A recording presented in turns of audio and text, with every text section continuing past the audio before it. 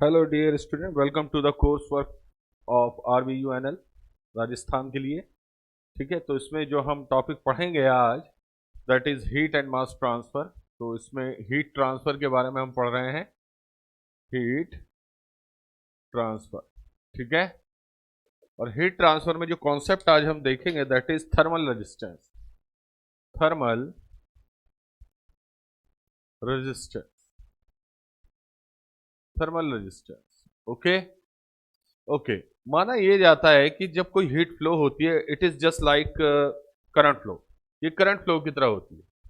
ठीक है, ये करंट फ्लो की तरह होती है जब कोई हीट फ्लो होती है। तो करंट फ्लो की तरह ही हम इसे क्या कर सकते हैं, ट्रीट कर सकते हैं। फॉर एग्जाम्पल, ओम्स लॉ क्या कहता है? Ohm's law, according to Ohm's law, V equals to होता है आई अपॉन, सॉरी, हाँ, वी इक्वल्स टू होता है आई इंटू आर। ठीक है, ठीक है, I into R. V equals to क्या होता है आपका? I into R. Okay, so this is the Ohm's law. So Ohm's law के अकॉर्डिंग करंट फ्लो ऐसे होता है, ओम्स लॉ। तो I can say that I is equals to हो जाएगा V upon R. So potential, actually this is the potential difference delta V upon R. तो यहां पर ये इलेक्ट्रिकल रेजिस्टेंस है, ऐसा ही हम थर्मल रेजिस्टेंस में मान के चलते हैं। For example, this is a wall, एक ये वॉल है। ठीक है, इसके इस वॉल का टेम्परेचर यहाँ पर T1 है and this is the temperature T2। ठीक है, और हमने कह दिया कि T1 is greater than T2, तो जाहिर सी बात है जो हीट फ्लो होगी वो इस डायरेक्शन में होगी। ठीक है, okay, consider this is the thickness of wall L, the thermal conductivity of the material is K and the cross sectional area and this surface area, this area, यहाँ पर ये जो एरिया है ये यहाँ से यहाँ तक, that is A, that is A. ठीक है, तो according to Fourier's law, Q equals to होगा आपका minus K into A into D T upon D X. This is the Fourier's law for the heat conduction. Okay, Fourier's law of the heat conduction. So I can say that कि यहां पर अगर notice करें आप, अगर मैं ऐसे लिख देता हूं minus D T upon dx upon k into A, कोई फर्क नहीं पड़ेगा। ठीक है, तो this t is nothing but minus final temperature minus initial temperature upon dx। dx is nothing but the plate thickness और wall thickness, that is L upon k into a। Okay, so I can write it as T1 minus T2 upon L upon k into a। Okay, this is the concept. Okay, तो यहां ये जो आप अगर इस, this is Q actually, तो यहां पर आप कॉन्सेप्ट देखें तो हीट ट्रांसफर की एनालॉजी जो है वो सेम है करंट फ्लो की। Okay, and this delta V is resemble like delta T, यानी कि टेम्परेचर डिफरेंस के।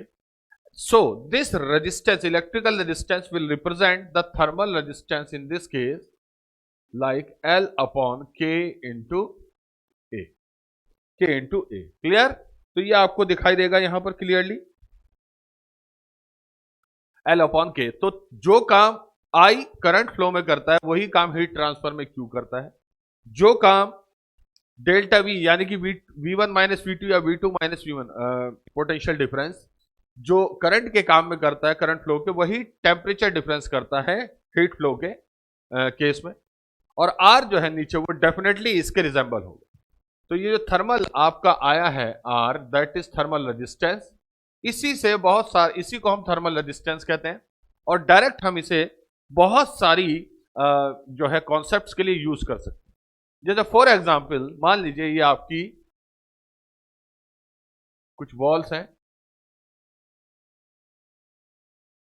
ठीक है, इस वॉल की जो थिकनेस है इन सब की वो अलग अलग है। मान लीजिए L1, L2, L3। Okay, surface area इसका A1, इसका A2, इसका A3। ठीक है, टेम्परेचर मैंने यहां ले लिया T1। ओके, यहां ले लिया मैंने T2। Now the heat will flow in this direction, heat will flow in this direction. So what will be the total heat transfer? अब हम देखेंगे total heat transfer कितना होगा, तो it will be very easy. Q equals to temperature difference ले लीजिए T1 minus T2, don't put minus here, upon L upon Ka, L equivalent, sorry. अब यहां पर इस केस में क्या होगा कि L upon Ka जो होगा that must be equivalent. ठीक है, मैंने मान लिया इसकी थर्मल कंडक्टिविटी K1, इसकी K2, इसकी K3 करेक्ट। तो अब इस केस में क्या होगा बेटा, जैसे कि आपको याद है जो रेजिस्टेंस अगर एक से ज्यादा यूज होते थे तो उनके दो ही अरेंजमेंट। पहला अरेंजमेंट क्या होता था, पहला अरेंजमेंट होता था बेटा इन सीरीज। तो यहां पर भी थर्मल रेजिस्टेंस जो है वो इन सीरीज की फॉर्म में कंसीडर किए जा सकते हैं। और दूसरा केस होता था रेजिस्टेंस इन पैरेलल, तो वहां पर हम पैरेलल का केस भी ले सकते थे। अब देखिए हमारे थर्मल रेजिस्टेंस पैरेलल होंगे या इन सीरीज होंगे, से समझने का बहुत आसान तरीका, ये हीट ट्रांसफर क्यू तीनों वॉल के लिए सेम रहेगा। तो जब तीन रेजिस्टेंस के लिए जो हीट है, सॉरी करंट है, वो सेम रहता था, तो हम कहते थे कि रेजिस्टेंस सीरीज में। तो मैं यहां पे इन तीन वॉल गिनेंगे, तीन रेजिस्टेंस बना रहा हूं, first, second and third, and this is the heat transfer, which is, this is temperature T1, this is temperature T2, and the heat transfer in this direction is Q, correct। तो ये होगा आपका thermal resistance 1, ये होगा आपका thermal resistance 2, और ये होगा आपका थर्मल रेजिस्टेंस 3, करेक्ट। तो टोटल हीट ट्रांसफर है तीनों वॉल के लिए सेम है इस केस में, याद रखें। तो यहां पर जो इक्विवेलेंट रेजिस्टेंस होगा R, that will be equals to RTH, that will be equals to RTH1 plus RTH2 plus RTH3, ये ठीक है। अब थर्मल रेजिस्टेंस का फॉर्मूला क्या होता है, L अपॉन KA। तो इसके लिए रखेंगे पहले वाले के लिए L1 upon K1, surface area तो सेम ही रहेगा क्योंकि देखिए इनकी ये डायमेंशन सेम है, तो सरफेस एरिया सबका सेम रहेगा। तो A1, तो L1 upon K1 A1 plus L2 upon K2 A2 plus L3 upon K3 A3। This is the equivalent resistance. Now put this value in this equation and you will get the answer, ठीक है। Okay, अब दूसरा case लेके चलते हैं। मान लीजिए आपका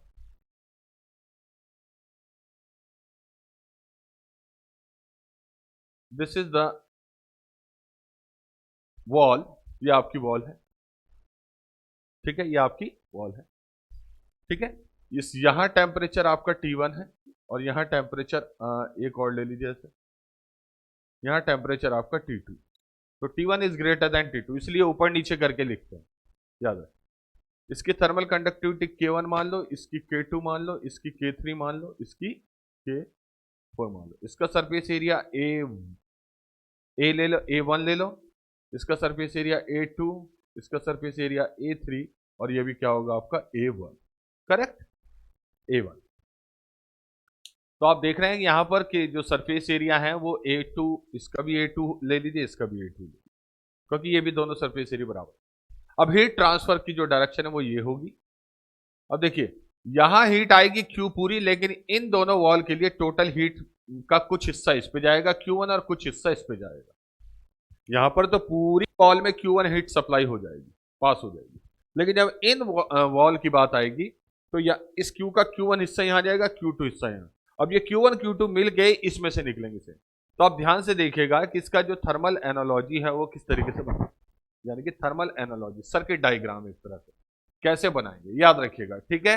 बाकी थर्मल रेजिस्टेंस को पैरेलल में या सीरीज में जोड़ने का वही रूल होता है जो कि नॉर्मली आप इलेक्ट्रिकल रेजिस्टेंस के साथ करते हैं। अब इसके इक्विवेलेंट में थर्मल रेजिस्टेंस बनाता हूं, ये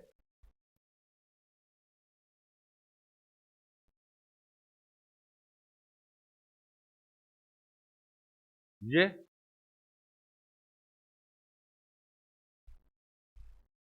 और ये, ठीक है। तो यहां पे थर्मल रेजिस्टेंस बनेंगे 4, 1 2 3 4 ऐसे। तो 1 है जो आपका दैट इज RTH1 और ये है आपका RTH2, ये होगा आपका RTH3 और ये होगा आपका RTH4। ठीक है, तो RTH1 की जो वैल्यू है वो कितनी होगी, ध्यान से देखिएगा। RTH1 की वैल्यू होगी, देखिए अगर इसकी थिकनेस में मान लो L1, इसकी थिकनेस में मान लो L2 और इसकी थिकनेस मान लो L1। ठीक है, L1 L2 L2। तो RTH1 क्या हो जाएगा, ध्यान से देखिएगा, L1 upon K1 into A1। Correct, ये तो हो गई इसकी वैल्यू। अच्छा, RTH2 की वैल्यू देखते हैं, थर्मल रेजिस्टेंस 2 की वैल्यू कितनी हो जाएगी, that will B L2 L1 L2 लिया है नहीं, हाँ, सो दिस इज L2, तो L2 upon K2 into A2। RTH3 की वैल्यू कितनी हो जाएगी, आइए देखते हैं, L2 upon K3 into A2, K3 into A2। और RTH4 की वैल्यू क्या हो जाएगी, RTH4 की वैल्यू क्या हो जाएगी, that will B L1 upon K4 into A1, ये। तो ये आ गए थर्मल रेजिस्टेंस। अब ध्यान से देखिए, ये RTH2 एंड RTH3 यानी कि ये दोनों जो आपके रेजिस्टेंस है थर्मल, ये आपके पैरेलल है। और पैरेलल के केस में जब हम रेजिस्टेंस जोड़ते थे तो इक्विवेलेंट रेजिस्टर, मान लीजिए दो रेजिस्टेंस पैरेलल है तो उन्हें ऐसे जोड़ते। ठीक इसी तरीके से आप थर्मल रेजिस्टेंस को भी एड अप करो, ठीक इसी तरीके से। ठीक है, अब मैं इसे मिटा रहा हूं, इसकी कोई जरूरत नहीं है, समझने की बात सारी इधर आ गई। ओके, ठीक।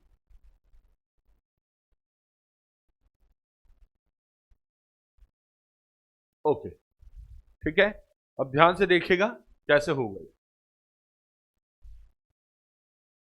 ओके, आप जोड़ दीजिए RTH2 प्लस RTH3। ठीक है, तो ये क्या हो जाएगा, आप ध्यान से देखेंगे, it will be L2 upon K2 into A2। ठीक है, plus L2 upon K3 into A2, ऐसे, इसे ऐसे जोड़ेंगे। ठीक है, इसे ऐसे जोड़ेंगे, वैल्यू पुट करेंगे, आंसर आ जाएगा। अब याद रखना ये आएगा R इक्विवेलेंट पैरेलल के लिए, RTH जो पैरेलल थे मान लीजिए, तो जो भी आंसर आएगा उसका उल्टा कर देना, क्योंकि आपने 1 अपॉन RTHP निकाला। ठीक, अब उसके बाद जो भी, अब देखिए इनका ही जो इक्विवेलेंट है वो आपका यहां लग जाएगा ऐसे, तो ये हो जाएगा RTH पैरेलल। अब ये 3 रेजिस्टेंस है, ये तीनों सीरीज में है, इनको जो सीरीज वाला रूल था उसके हिसाब से आप ऐड करके आपका फाइनली जो टोटल या इक्विवेलेंट थर्मल रेजिस्टेंस होगा वो निकाल लेंगे। ठीक है, बिल्कुल इसी तरीके से कैसे निकालेंगे आप, मान लीजिए RTH is the equivalent thermal resistance, that will be equals to RTH1। RTH1 की वैल्यू यहां से आएगी, तो ये हो जाएगा RTH1 plus RTHP plus RTH, this is 4, मान लीजिए 4। ओके, तो यहां से आपका टोटल थर्मल रेजिस्टेंस आ जाएगा या इक्विवेलेंट थर्मल रेजिस्टेंस आ जाएगा। Now the formula you know that for the Q equals to होगा T1 minus T2 upon RTH, that's it. कोई भी न्यूमेरिकल हो, कोई भी कॉन्सेप्ट हो, वो यहां से इजीली समझ में आ सकता है, कोई मुश्किल काम नहीं है, कुछ भी मुश्किल काम नहीं। ओके, समझ में आई बात। सो this is the very basic concept of the thermal resistance. I hope आपको ये समझ में आया होगा। अब इसके बेसिस पे बहुत सारे न्यूमेरिकल भी आते हैं, या फिर सिर्फ सर्किट डायग्राम भी बनाने के लिए पूछ सकता है, और इक्विवेलेंट थर्मल रेजिस्टेंस भी पूछ सकता है। वो देखेंगे हम अपनी आगे आने वाली क्लास में। तब तक के लिए थैंक यू वेरी मच। जय हिंद, जय भारत।